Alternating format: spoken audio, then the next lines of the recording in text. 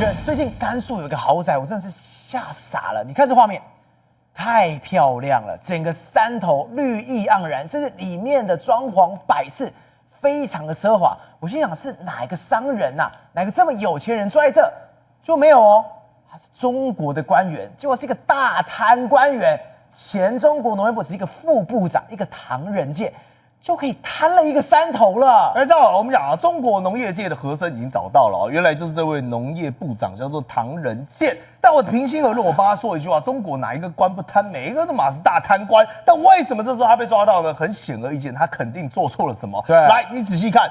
抓到说他历史以来在担任所谓的部长以及书记的任内，贪污所得总金额高达11亿元。哇塞！而且呢，你看啊，这就是他本人哈，他直接呢把他丢到央视上呢，作为一个我们讲的负面的教材，希望呢所有人呢能够因此而警惕。但他这边哭得一把鼻涕呢，说这个和贵觉得又当回事，不要侥幸。为什么是少来这一套？你们哪一个中国官员不是跟你一样有样学样的呢？但为什么央视呢今天要抓他出来打？为什么他会流下鳄鱼的眼泪？因为被人家发现他真的是有够贪。他说他很喜欢古玩，什么叫古玩呢？他美其名叫做古董，但是你如果内行一听就知道说啊，这出问题了嘛。什么叫做古董呢？我跟各位讲障眼法，比如说我今天跑去山寨村，我买了30个花瓶，那30个花瓶之后呢，你今天要来跟我做生意，我说我们也不要这么过分啦，我不吃占你便宜啦。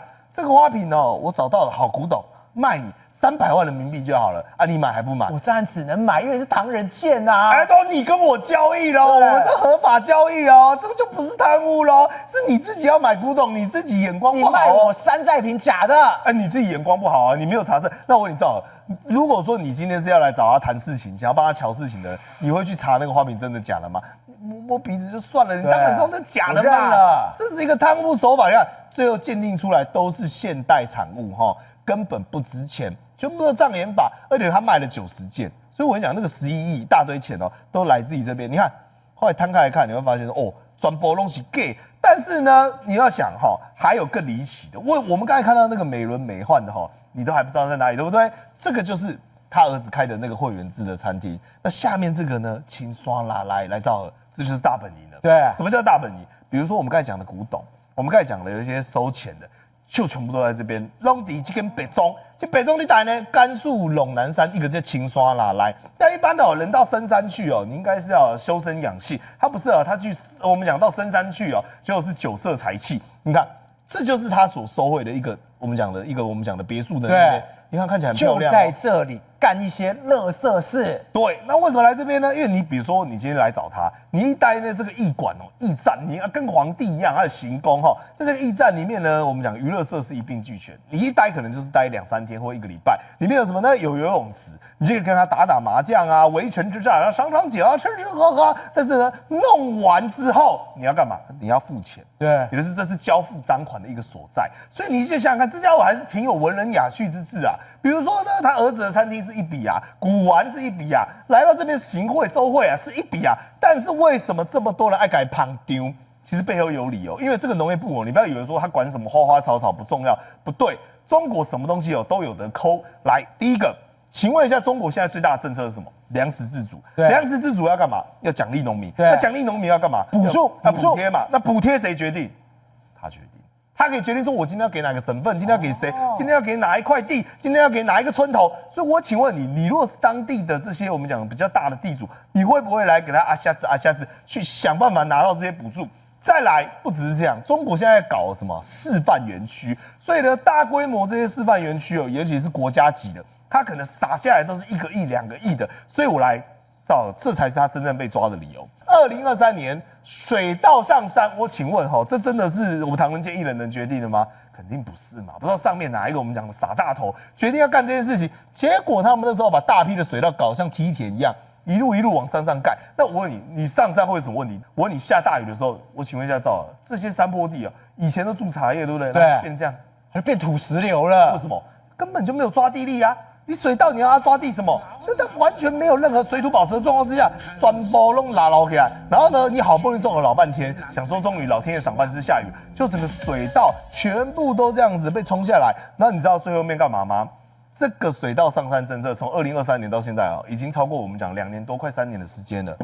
暖沟沟，全部都变烂尾道，一边一边的烂尾道，一边一边的烂尾道，根本就只剩下杂草，惨到不行。而且你知道中国还的我们异想天开，跟以前呢搞这个我们讲的工业，那我们讲的文化大革命的时候，说他在屋顶上面种水稻，对，人家我们是种太阳能板，他们更有创意，对，他们也是种绿电绿金就是种水稻，他种了一大堆水稻，我在想说你这个要怎么赢？那你知道更奇葩怎么来？知道这更正猛，这是水泥地，水泥地可以种水稻，当然不行啊，它的水泥地跟公路开始在那边插秧，开始播种，说哇，我们这个新型的中国人只要有心，众志成城，什么地方都能够种。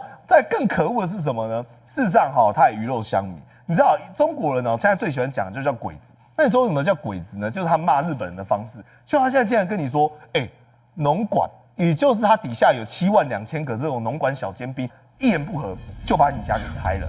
来，这就是他们新建的农管队。什么叫把你家拆了？比如说有些人养猪，对不对？对。他说你这猪舍太臭了，那也没给你什么理由，也没有什么法源，直接秒拆对，我跟你讲，肯定是没有行贿嘛，或者是没有一些好处嘛。反正他要弄你的时候，他就说拆你猪舍，就把你猪舍，猪都还在里面，甚至是有些那种东西就是绿藻。那个绿藻呢，它可能还没有成熟，你知道吗？就是青的，你知道它抛在地上，对，你知道为什么他说要把它碾烂掉吗？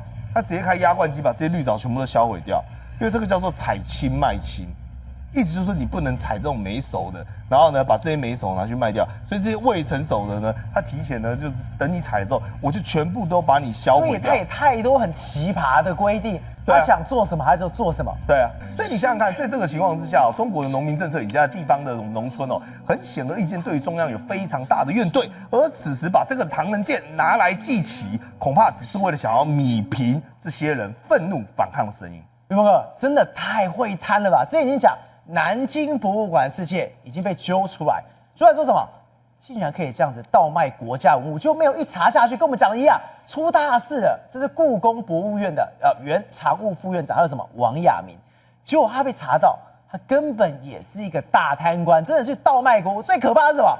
他连狗窝家里很豪华，连狗窝竟然都是用最上等的和田玉做的。对，我们之前讲的是哪个博物馆呢？是南京的博物馆。那你想想看，北京的故宫，那个摊下去不是更快了吗？对，不是更可怕吗？其实他已经退了王亚明已经退了6年之后呢，为什么有一天突然被倒查？因为南京的事情，大家就回头去查。然后呢，有认识他的朋友，也有广大的网民就说他有个院子，那个院子看起来是不简单，你知道吗？如果你在北京的郊区，你有一个院子，好像也还好。可是呢，他这个院子叫柴门人家，然后呢，这些装东西来讲的话，你知道吗？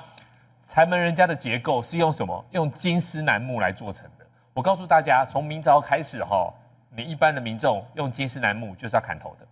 从明朝开始，清朝每一个龙椅都是金丝楠木。对。然后另外一个更可恶的是被网友抓到一件事情你知道吗？他们有养个小狗，那小狗弄个小狗窝，竟然用什么？用和田玉来做狗窝。玉峰哥，这个不是开玩笑，这不是我们乱讲你看，这是中国网路他们写出来的。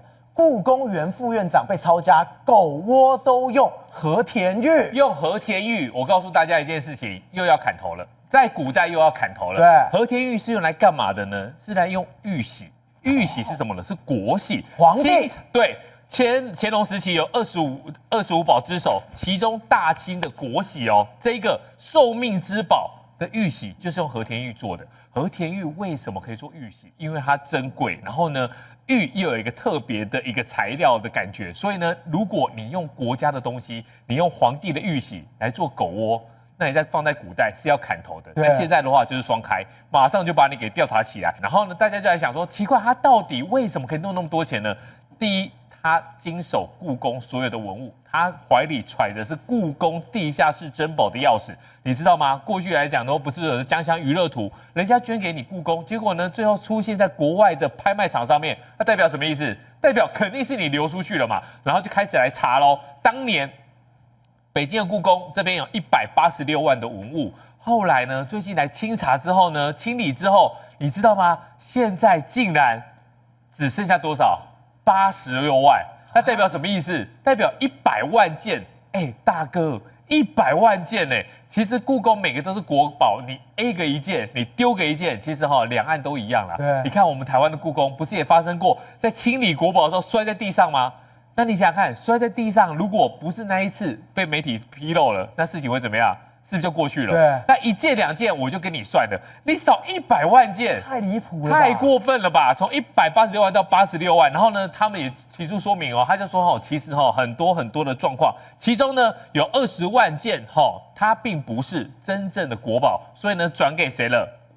国家档案局。然后有30万件呢，它是重复或者是这个残缺的品项，我们把它封存。然后有10万件呢是调拨给科研机构，比如说青铜器，记得青铜器青铜器也是一个重点工程。好，那我们来做一个简单的算术，你100万，然后呢你少了20万，因为你移交了嘛，然后少了30万，你少了10万，这样总共是多少？60万。